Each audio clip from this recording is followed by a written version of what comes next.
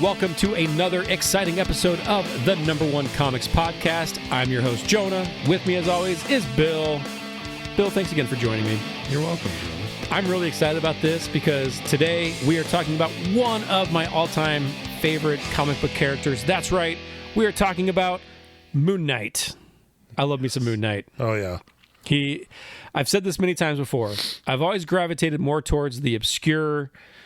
Moon Knight, for the longest time, was a pretty obscure character in the grand scheme of things. Oh, yeah. And I'm always been a huge fan of his.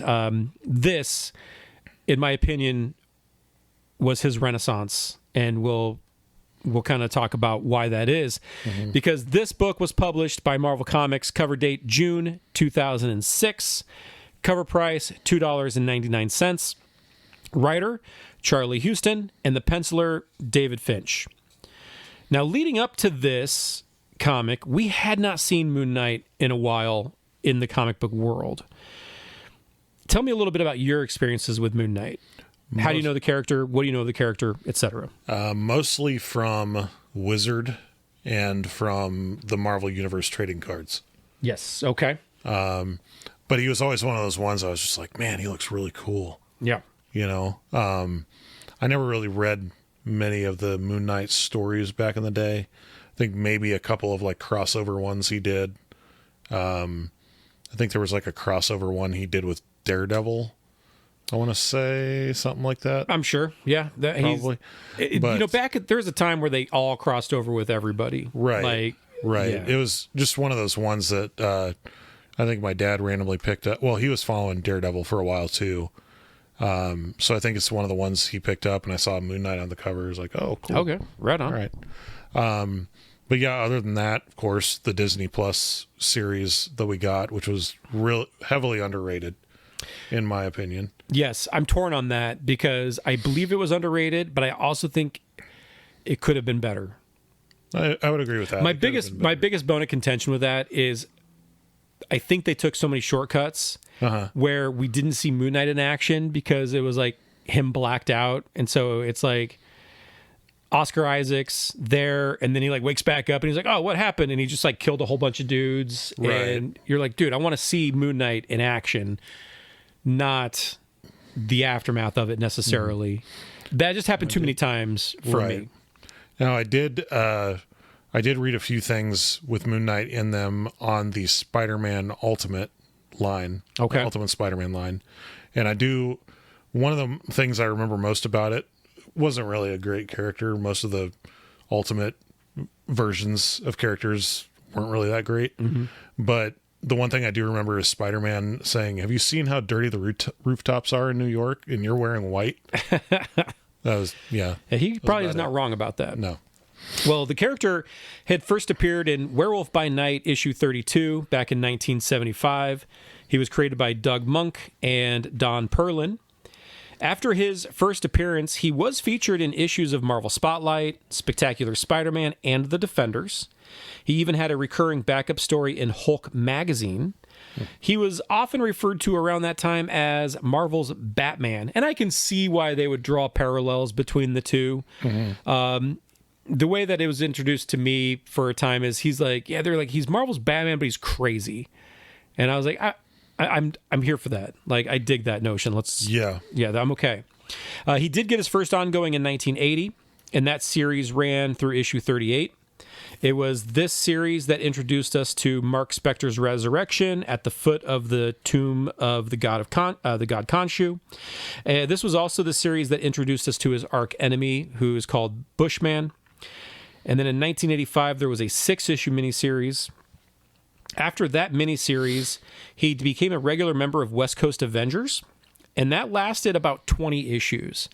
And the one thing I remember, because I did not read West Coast Avengers, but I do remember occasionally checking it out and being like, he doesn't fit. Like, he was not a good fit for the team, and I think even he recognized that. Yeah. I think the character recognized that, as well as everybody else. He's not really a team player, as he's one to say. Right. In a new ongoing did premiere in 1989 called Mark Spector Moon Knight, and that series ran for about 60 issues, ending in 1994. In the final issue of that series, Mark was seemingly killed and buried. Now, because it's comics, death doesn't really last very long, and Mark was revived in a 4-issue miniseries just a few years after that. One more miniseries prior to this volume ran for 4 issues in 1999. Now, between 1999 and this, though, we didn't really see him. So there's a kind of a 7-year stretch where we didn't see really Moon Knight at all. I do have a complete run of his first ongoing series and his second ongoing series. I also have his first miniseries, but I've not read the latter 2 miniseries that I'd mentioned that preceded this one here. So this series was really, like I said, the next time that we saw the character. Now, let's go ahead and dive into the issue itself. Is there anything else you want to add to the character, thoughts on the character itself? I don't think so. All right, let's dive in. On the cover, we have Moon Knight leaping towards us. He looks instantly badass. Oh, yeah. I've said before, I like kind of comic books with action on the covers, or comic book covers with action. But this David Finch cover is fucking amazing. Well, I would love this hanging in my house. I actually had artwork from this particular comic as my wallpaper at work. I didn't realize it was from this comic. I had this issue as wallpaper at my work too for a time. Yeah. So I had this exact cover as wallpaper. That was a neat surprise. Yep. Let's talk about the issue itself. It is titled The Bottom, Chapter 1. We open with shots of the city at night. It's dark and raining. Narration tells us that while otherworldly or universe-ending events are left for the likes of the Fantastic Four and the Avengers, this is left to him. This being 2 warring factions speeding down the rain-soaked streets, recklessly shooting from their vehicles at one another. We cut to Moon Knight, diving headfirst out of his crescent moon-shaped ship. This is a beautifully rendered 2-page splash page. Down on the street, the roof of one of the cars is caved in by Moon Knight landing on it. One of the shooters is startled by this, but even more startled when his pistol is quickly snatched right out of his hand. Moon Knight leaps from the roof of the car and it flips over on the street. There's a guy hanging out of the window of the second car, and he continues shooting at it until he is suddenly yanked out of it and tossed onto the street behind it. A hook embeds itself into the hood of that speeding car. The hood is yanked open, blocking the windshield, and the car slams into the first vehicle that had settled on its roof. Moon Knight jumps off the car just as it impacts. Moon Knight casually approaches the wreckage. He slides on a pair of spiked brass knuckles as he walks. In the overturned car, one of the bad guys sees Moon Knight drawing closer. He raises his pistol, but by the time he gets a shot off, Moon Knight has disappeared from the frame. The hero comes down hard on the shooter's hand, causing him to drop the gun. While all of this is happening, Moon Knight is narrating that he used to be an Avenger. They sent him off to the West Coast B team, he says. From the other car, a thug emerges and pops off a shot at our hero. He misses. Moon Knight turns, his glowing white eyes staring at the thug. The thug fires off several more shots, but to no avail. Moon Knight explains that it was Hawkeye who always thought it was funny that a guy who worked in the night would wear all white. But Moon Knight would explain that he doesn't wear it to hide himself, but rather he wears it so that they'll see him coming. When they see the white, it doesn't matter how big a target he is. Their hands shake so bad that they couldn't hit the moon. The thug turns the pistol on himself, but doesn't pull the trigger. Moon Knight picks him up by his shirt. He then punches the thug right in the face with his spiked knuckles and drops the guy to the street. Moon Knight climbs back up to his crescent-shaped mooncopter jet thingy. Its design is a tribute to the Egyptian god Khonshu, the deity that made Moon Knight his blade of vengeance. Moon Knight flies off as first responders arrive on the scene at the wreckage. Aboard the mooncopter, Moon Knight's old friend and pilot, Frenchie, is manning the controls. Moon Knight acknowledges that while he was not cut out to be a team player, that doesn't mean he can't have help, friends, or have a home. And love, as we cut to a scene of Mark and his girlfriend Marlena in bed. He comments to us that he gets to do this every night. Every single night. On the following page, we cut back and forth between Moon Knight in action, his friend Frenchie, and making love to Marlene. We see the intimate couple from outside a window. Mark tells us that each night is better than the one before. Every night, another chance. The window, however, gets smaller and smaller, and it becomes enveloped in blackness. We cut to a close-up on Mark's eye, then his unshaven face as he pleads for another chance. Another chance to be a hero. We cut to a splash page of Mark in reality, alone in a darkened room. He's sitting in a wheelchair. Empty bottles and other trash litter the room. It appears his costume is simply hanging behind him on the wall. On the following page, we cut back and forth between Mark alone in the room and then as Moon Knight on his back. We have a close-up on the jagged, toothed grimace of his arch enemy, the Bushman. We see Mark opening up a bottle of pills. We then cut to Moon Knight literally tearing off the face of his foe. We continue to see flashbacks as Mark alienates his friends. He loses himself in alcohol. He's forced to sell off his possessions. Marlene tries to offer solace, but he strikes her. These flashbacks are intercut with scenes of Mark's present. He's dropped a pain pill to the ground and he slides out of his chair to retrieve it. We see more flashbacks. We see Mark hopeless and alone.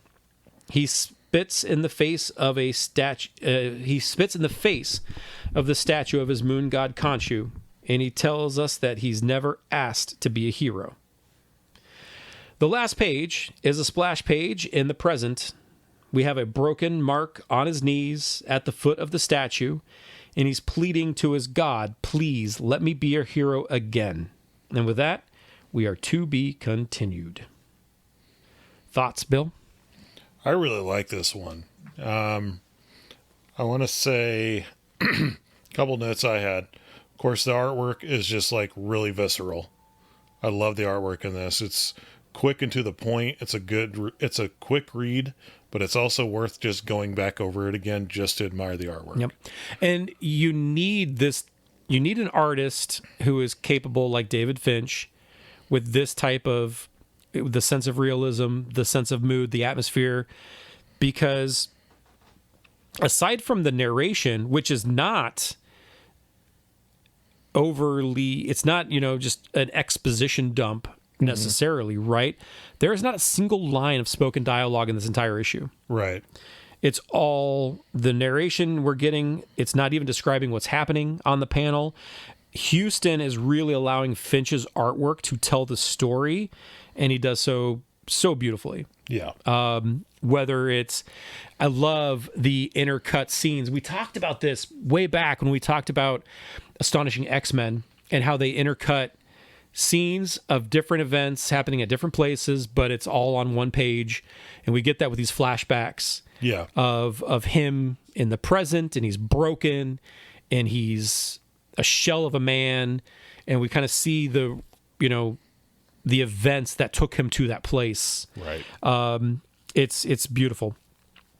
And I think what Houston has done with the story is he's crafted the beginning of an engrossing tale, albeit it is a depressing one.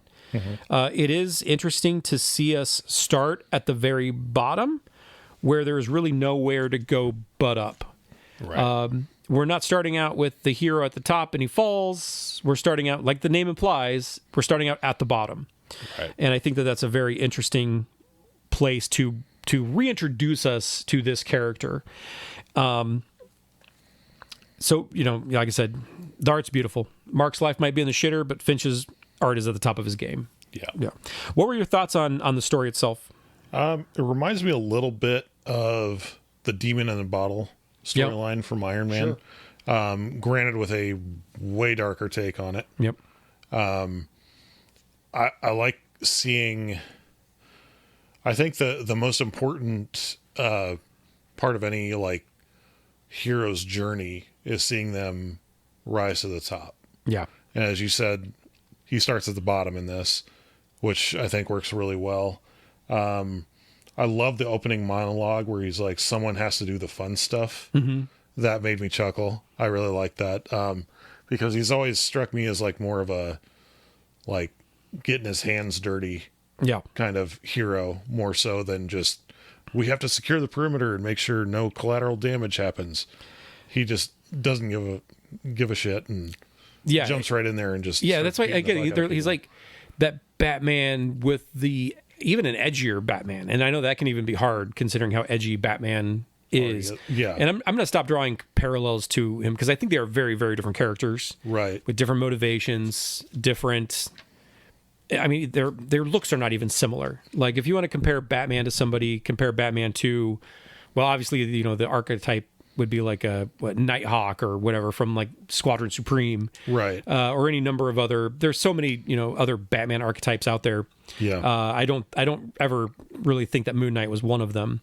And I've been a fan, like I said, going back to the early 90s when I was introduced to this character originally. Mm-hmm. I felt like it'd been far too long that he'd not been taken very seriously by, and it's not to say that he wasn't taken seriously by maybe the creators behind it, mm-hmm. but I don't think the fans or the readers necessarily took him very seriously for a long time. Right. Like I said, most have written him off simply as, Marvel's Batman. And I don't necessarily agree with that.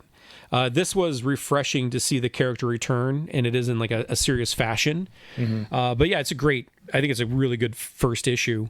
One could argue, again, this is the mid-2000s where it was written for that, 6-issue arc, right? Mm-hmm. It was you could argue it was written for a trade paperback.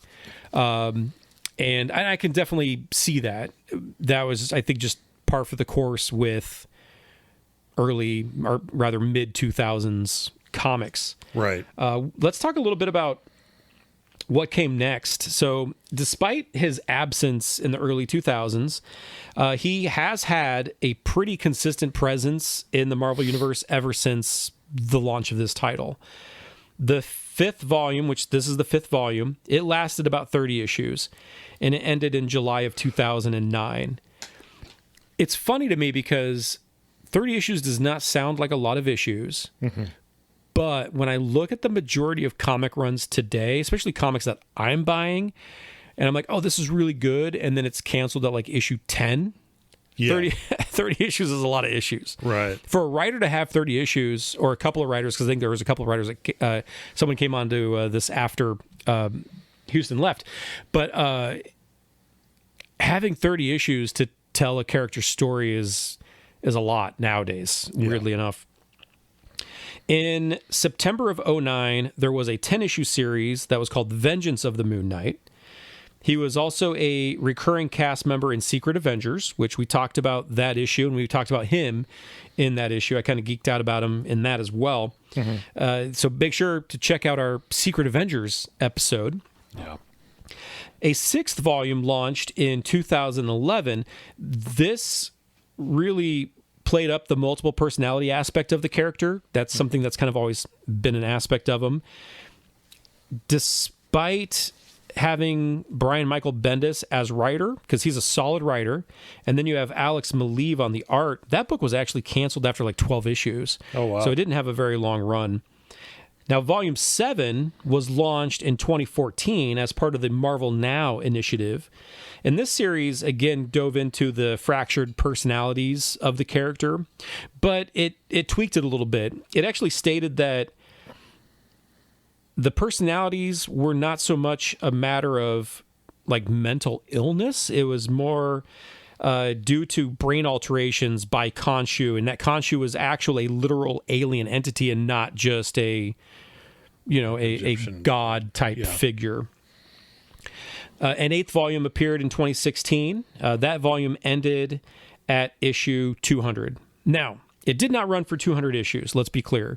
It ran at issue 15, it was renumbered to issue 188 as part of Marvel's asinine legacy numbering initiative, which I cannot stand. Yeah.